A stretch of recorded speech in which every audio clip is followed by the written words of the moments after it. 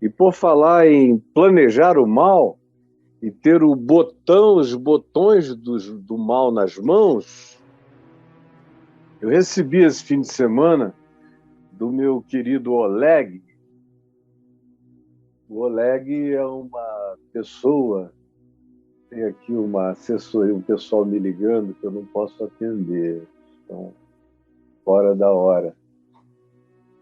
Viu? Perdão para vocês. Vamos voltar aqui. Então, o meu querido amigo Oleg, que eu entrevistei aqui, eu estou na câmera 2, brother, e eu entrevistei aqui assim que começou a guerra lá na Ucrânia, o ataque russo e a guerra do Putin contra a Ucrânia, assim que isso iniciou, eu entrevistei algumas pessoas, dentre as quais o meu querido amigo Oleg. E o Oleg fugiu da Ucrânia. Ele tinha a mãe e a irmã e a mãezinha dele lá, mas ele viu o risco de ser... Eu não sei o que está acontecendo aqui com o Braulio, está tudo invertido, Eu tô mas deixa contigo na para lá. 2, Caio. Tô contigo na 2. É Está porque o comigo? seu Eu não monitor estou... não tá, o seu retorno Tá não tá te legal. avisando. Então vamos ver lá, deixa eu salvar isso aqui, tá legal. Então, ele com a avó, a mãe e tal, viu-se no risco de ser convocado. E ele tem a avó para cuidar, a mãe, a irmã, ele é arrimo de família. Ele falou: não vou para a guerra, não, e fugiu, está no Brasil. Conseguiu chegar aqui. E ontem ele me mandou as imagens que eu vou exibir para você agora, dos soldados russos, do equipamento russo, de cima, do ar, parado, provavelmente num drone, sem fazer barulho nenhum, porque abaixo, talvez a uns 200, 300 metros abaixo, deitados numa fronteira, numa trincheira, numa fronteira de guerra, estão os soldados ucranianos e o resto é imagem.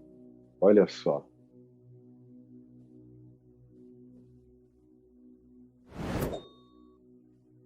Olha aí, você está vendo? Agora, quando aquela fumaça preta que você viu foi a bomba. Olha o pessoal aí já morto. Ó. Tem um aqui morto, morto. E o outro é interessante, a natureza humana. O outro vai virar para o lado para morrer. É quase como quem se ajeita para dormir e morre. E você ficar conseguindo ver, assistir isso, olha só. Quando cair, você vai ver a fumaça subindo. E aí espalha bala para todo lado, é uma tragédia. E bum! Apontou, mirou e pá! Caiu. Você vê que não é uma bomba enorme, mas tem um poder de destruição, de letalidade completo. É isso que os ucranianos vêm encarando, e essa aí é uma balinha pequena, uma cabeça de negro, como a gente chamava antigamente, é um catolé, como se chamava na minha terra, e comparado com as bombas enormes e agora com as ameaças nucleares, porque o que está acontecendo lá na Ucrânia é que eles fizeram, os russos, naquela parte que eles conseguiram ocupar de 15% do país, eles impuseram um plebiscito com os soldados indo de porta em porta armados, com uma única questão. Você quer que a Rússia assuma tudo? Não tem. Não, não quero. Só tem essa alternativa. E o cara com arma na porta. Ou então indo pegar famílias inteiras, escoltando até o lugar da votação, com uma única resposta. Então, os que não votaram se abstiveram. Foram só 3% que tiveram a coragem de dizer: não vou votar não, em nada. Mas os outros, com medo de morrer, muitos fugiram. Muita gente fugiu. Mas os que ficaram, 97% foram escoltados para votar naquilo que o mundo inteiro acompanha, dizendo que foi mais um plebiscito fraudulento do Putin, como ele já fez alguns. E o último foi em 2014, na Crimeia. que também, pelo próprio nome, a gente já sabe a quem pertencia. Era da Ucrânia, um território ucraniano, importante, com diversas saídas e mar. Enfim, eles estão pegando o filé litorâneo da Ucrânia para fechar, para manterem a Ucrânia sob controle e vigilância, porque perderam já a guerra. Então agora eles estão criando esse argumento. Vão declarar as áreas anexadas desse falso plebiscito, mentiroso, na ponta do fuzil, o plebiscito, e aí o Putin vai declarar depois de amanhã ou amanhã que aqueles territórios foram anexados, são da Rússia. E aí, se os ucranianos invadirem o território como terra deles, porque eles sabem que a grande maioria não quer ficar debaixo do controle da Rússia, são ucranianos, se eles entrarem naquela terra, o Putin tem um argumento, inclusive, de bombardear com armas atômicas a Ucrânia. Ele está quase que pedindo ao patriarca russo para interceder pela invasão da Ucrânia no território tomado, para ele ter esse pretexto de jogar todas as armas. Tem aquela arma de sucção de oxigênio no ar, que dizem que é uma das coisas mais horrorosas. Eles explodem, chupam todo o oxigênio da região. E todo mundo vai ficando, vai secando. É um negócio diabólico.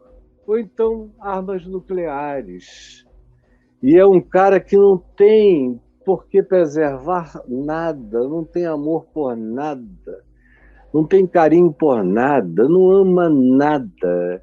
É um Rasputin barba vermelha, é um perverso. E ele quer ser o imperador da Rússia, ele quer ser um czar, e ele quer reformar a antiga Federação Russa.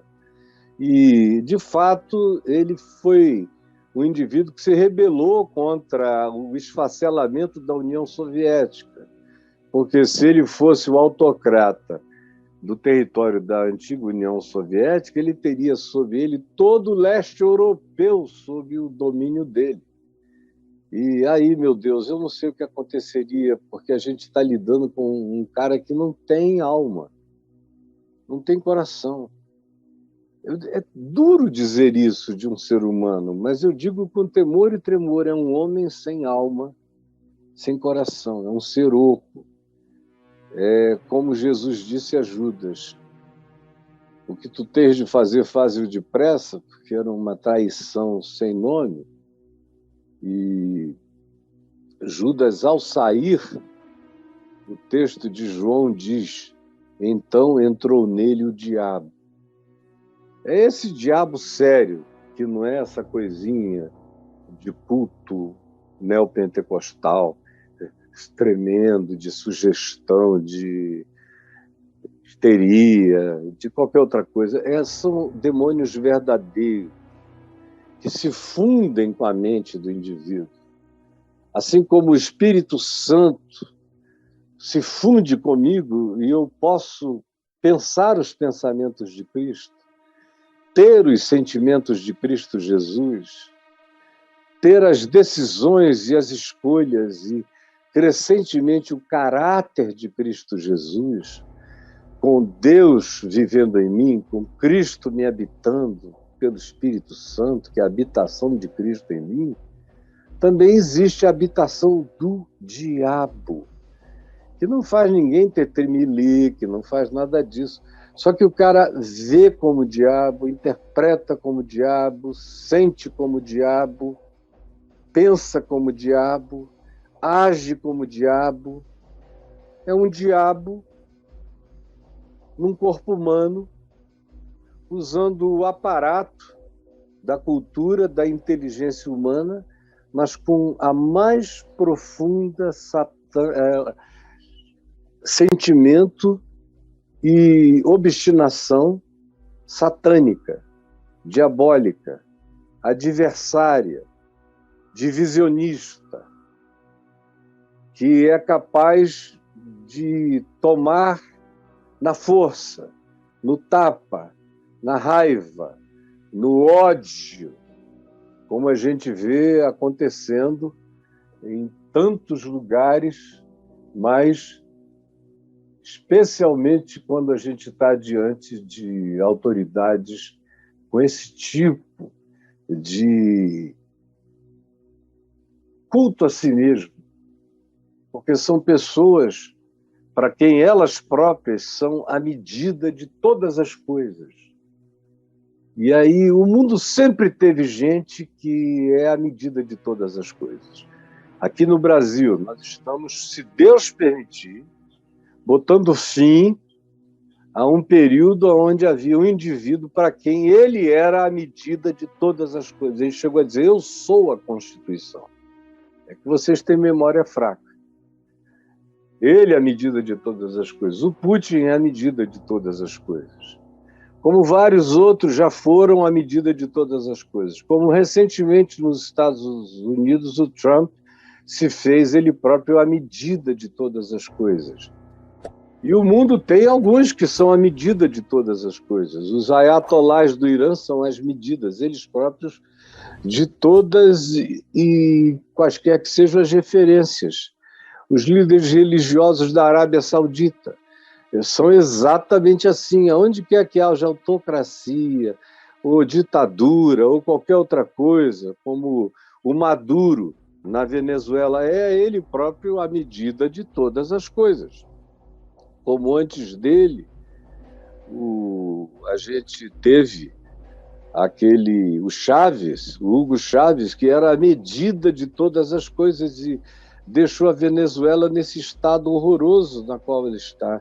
Onde quer que um ser humano se transforme na medida de todas as coisas e não fique debaixo do governo de constituições do povo e de instituições do Estado criadas pela Constituição do povo, aonde quer que não seja assim, haverá líderes dominadores, autocratas, imperadores que serão eles próprios a medida de todas as coisas.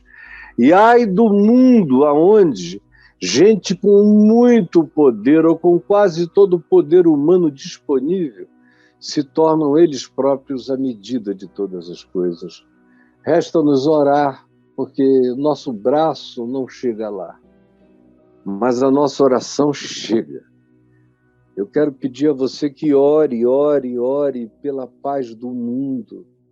Nós estamos vivendo momentos muito perigosos, mas está todo mundo tão alienado, olhando só para o próprio umbigo, olhando essas redes sociais mentirosas, esses aplicativos, ouvindo as notícias mais bravateiras e mentirosas. Agora tem, além da Deep Web, tem essas tecnologias de imitação perfeita de fase, de fala, de boca, de fisionomia. Outro dia eu vi a Anitta, coitada, não era ela, era o programa, com a cara dela fazendo sexo oral.